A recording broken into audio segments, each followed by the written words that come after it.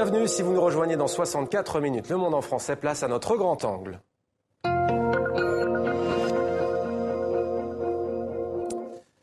Un grand angle consacré aujourd'hui aux élections européennes. Deux grands témoins ce soir dans 64 minutes sur TV5 Monde. Alex Taylor, bienvenue à vous. Merci d'être avec nous.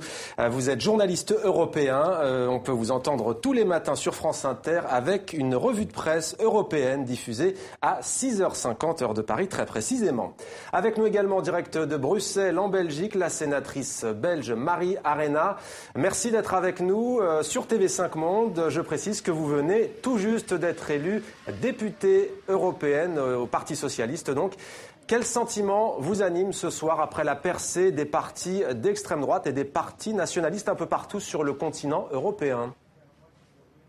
Alors un sentiment très particulier dans la mesure où ça nous donne envie d'apporter plus de solutions aux citoyens européens parce qu'aujourd'hui ces poussées d'extrémisme ou de populisme laissent entendre que les citoyens ont besoin de comprendre mieux l'Europe et ont surtout besoin de solutions. On vient de passer une crise qui est une crise économique, une crise financière, une crise qui a vraiment fait mal aux citoyens européens et ils ne comprennent pas un certain nombre de politiques qui ont été menées à l'Europe, qui sont ces politiques de l'austérité. Et donc il est de notre devoir en tant que progressistes d'apporter d'autres politiques, d'autres solutions à ces citoyens pour pouvoir éradiquer ces solutions qui sont des solutions simplistes de l'extrême droite. La Belgique est un voisin pays de la France. Marie Arena, êtes-vous inquiète par la victoire historique du Front National lors de ce scrutin européen ? Oui, bien sûr, avoir un pays voisin tel que la France qui voit monter à ce point l'extrémisme tel que celui de Madame Le Pen, eh bien entendu, c'est inquiétant pour nous, c'est inquiétant pour l'Europe, c'est inquiétant pour le projet européen, parce que je suis persuadée et je pense que les citoyens le sentent bien, il y a une alternative à l'Europe, il y a une Europe qui peut être une Europe plus sociale, plus solidaire. Malheureusement, cette réponse n'a pas été apportée jusqu'à présent depuis plus de 10 ans en Europe et donc certains citoyens n'ont eu d'autres solutions que de se tourner vers ces solutions simplistes. J'espère que nous pourrons, ces 5 prochaines années, apporter d'autres manières de trouver des solutions en Europe et de pouvoir prouver à ces citoyens que la solution du repli sur soi qui est prônée aujourd'hui par Marine Le Pen n'est vraiment pas la solution. Marie Arena, restez avec nous en direct de Bruxelles en Belgique. On vous retrouve dans quelques instants. Le temps pour moi de me tourner vers Alex Taylor. À quoi imputez-vous le succès de ces formations dites populistes ? Pour moi, c'est un vide. Il faut savoir que, par exemple, Nigel Farage, qui a remporté les élections en Grande-Bretagne, il n'a pas de programme. Il a même déchiré son programme il y a 4 mois dans un meeting en disant « It's a load of rubbish ». C'est un tas de bêtises. On va concevoir le programme pour après. Donc les gens ont voté tout simplement pour rejeter quelque chose qu'ils ne comprennent pas. En France aussi, on dit parti extrémiste. Je suis désolé, moi je vis dans votre pays depuis 33 ans. Vous n'allez pas me dire qu'une personne sur 4 que je viens de croiser dans la rue est raciste et xénophobe. Le problème, c'est que les gens ne comprennent pas l'Europe. Donc, ils ont l'impression de rejeter quelque chose pour lequel ils n'ont aucune affectivité. C'est ça le problème avec l'Europe. On parle souvent, Alex Taylor, d'euroscepticisme, mais rarement d'état-scepticisme ou de parti-scepticisme. C'est d'ailleurs, pour le citer, un historien belge, David Van Reybrouck, qui dit ceci. Nous sommes dans une ère post-démocratique. Vous êtes d'accord avec lui ? Il y a une crise des partis politiques de gouvernement ? Non, ce n'est pas de l'euroscepticisme. Parce que pour être sceptique à l'égard de quelque chose, il faut connaître. Moi, ça fait des années que je rôde dans les coulisses. Je faisais plein d'émissions au Parlement européen. Je souhaite beaucoup de courage à Marie. Il n'y a aucun effort, d'abord pour faire comprendre aux gens. Moi, ça fait 30 ans que j'essaie de faire des émissions sur l'Europe. La phrase qui revient à chaque fois quand je vais dans une rédaction, c'est « Oh Alex, l'Europe n'intéresse personne ouais. ». Vous l'avez déjà entendu. Maintenant, on paie le prix. C'est tout simplement de l'euro-ignorance. C'est pas du scepticisme. Ce serait mieux si c'était du scepticisme. Ça veut dire que les gens ont bien compris et pris à cœur ce projet, ce qui n'est pas du tout le cas. Alors, Marie Arena parlait tout à l'heure des politiques d'austérité qui, selon elle, ont provoqué ce genre de vote, d'expression des urnes. Pour autant, les extrêmes droites ne sont pas les seules aujourd'hui à en profiter, à triompher partout. En Grèce, pays frappé par plusieurs plans d'austérité, justement, eh bien, c'est la gauche anticapitaliste emmené par Alexis Tsipras qui triomphe aujourd'hui. En Italie, le gouvernement de centre-gauche lui sort renforcé de ce scrutin européen, comme nous l'explique Stéphane Stasi. C'est triomphant que Matteo Renzi s'exprime après les résultats du vote. Il est la preuve que les partis traditionnels ne sont pas forcément sanctionnés. Mieux, le Premier ministre italien ressort conforté du scrutin avec plus de 40% des votes et une participation supérieure à la moyenne européenne. C'est techniquement un résultat extraordinaire, particulièrement parce qu'il consacre un parti de centre-gauche et surtout lorsqu'on considère qu'il a lieu dans un moment comme celui que nous vivons. La victoire du centre-gauche est le revers pour le populiste Beppe Grillo. Son mouvement 5 étoiles, qui récolte 21% des suffrages, est en net recul par rapport aux élections législatives de 2013.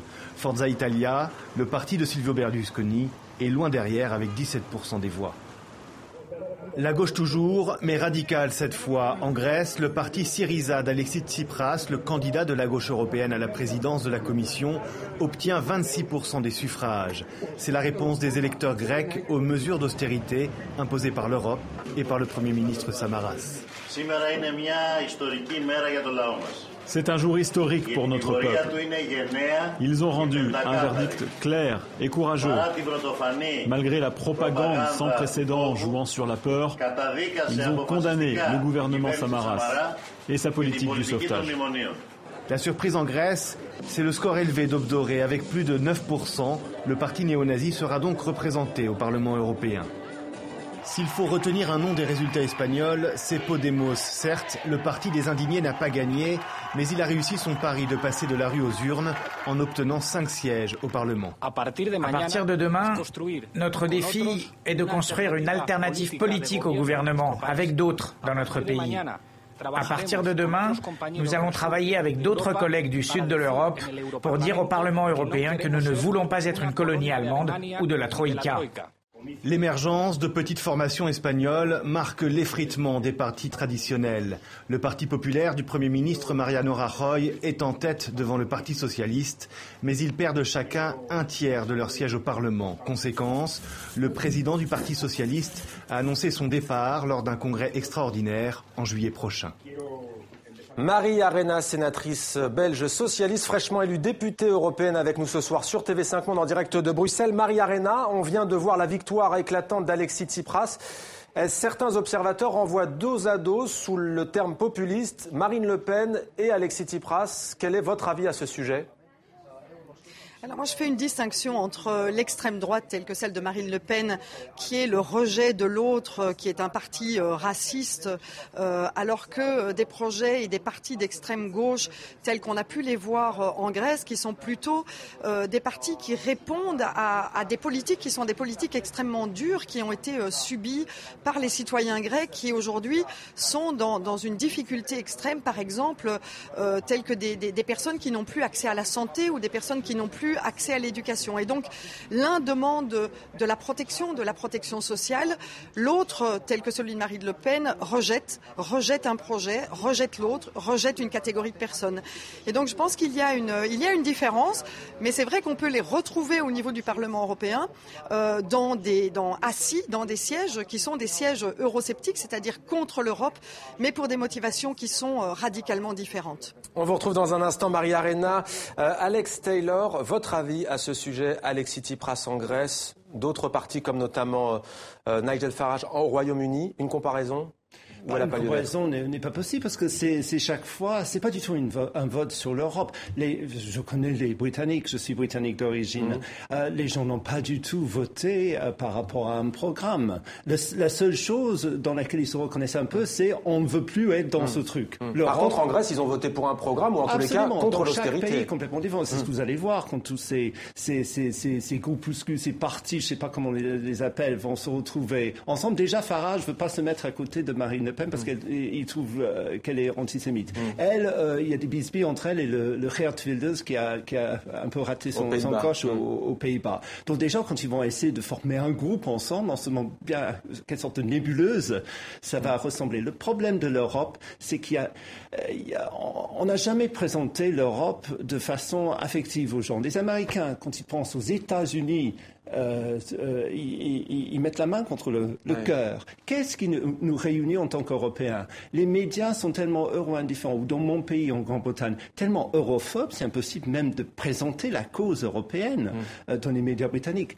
À tel point que, par exemple, sur BBC World, j'ai regardé un débat sur l'Europe, il y avait 4 personnes l'autre jour, il n'y avait pas un seul qui était pour l'Europe, c'était juste des eurosceptiques. Donc quand vous avez tout ça, quand vous avez des billets de banque, sans grand article, on aurait pu mettre Leonardo da Vinci. Qu'est-ce qu'on a mis? Des ponts anonymes inspirés de modèles indiens pour ne blesser personne parce qu'on n'a pas mis un tel ou un tel. Maria Arena, c'est un constat accablant, ce que nous dit Alex Taylor. Manque d'amour. Alors vous savez, l'affectif, c'est quelque chose qui se construit, qui prend beaucoup de temps au travers des projets de la culture, des projets de l'éducation, des projets tels qu'Erasmus par exemple, où des jeunes ont la possibilité de bouger dans l'Europe. Et donc tout cela, bien entendu, est important. Mais l'affectif et l'amour doivent être sincères. Vous ne pouvez pas à la fois créer une volonté d'affectivité au sein de l'Europe et en même temps avoir une politique d'austérité qui fait mal aux gens. Et donc il doit y avoir de la sincérité dans le projet européen. Et c'est cela que les citoyens attendent. Ils attendent une Europe qui les protège, qui les entende, qui les écoute. Et aujourd'hui, je pense que depuis quelques années, l'Europe s'est éloignée des citoyens. Maria Arena, la Belgique a voté hier pour un triple scrutin, européen, mais aussi régional et fédéral, c'est-à-dire les législatives. Chez vous, en Belgique, l'extrême droite s'effondre. Je veux parler du Vlaams Belang. Comment l'expliquez-vous ? Alors aujourd'hui, tout simplement, l'extrême droite existe encore. Elle a simplement été récupérée par un parti qui est un parti nationaliste flamand, qui est le parti de la NVA. Et donc, le succès de la NVA a été pris. Ils ont été prendre cet électorat qui était l'électorat de l'extrême droite. Et donc, on a vu effectivement que ce transfert s'est fait de manière évidente vers un parti nationaliste. Et donc, on verra comment la NVA demain répondra à ses électeurs. Est-ce qu'il ira dans leur sens, c'est-à-dire il leur parlera avec un projet qui est un projet qui rejette l'autre, ou est-ce qu'il leur apportera d'autres solutions? Et donc aujourd'hui, on ne peut pas dire que le Vlaams Belang est disparu, les électeurs sont au NVA, il faudra voir comment la NVA va réagir par rapport à ses électeurs. Alex Taylor, dernière question, elle est pour vous. Est-ce que vous avez encore l'ambition, la volonté de changer les choses dans votre rédaction, par exemple, et en France, votre pays? Je me parle. Moi, je suis quelqu'un qui porte l'Europe dans son cœur. L'Europe m'a permis d'avoir une vie éclatée parce que je vis dans un pays qui est pas le mien.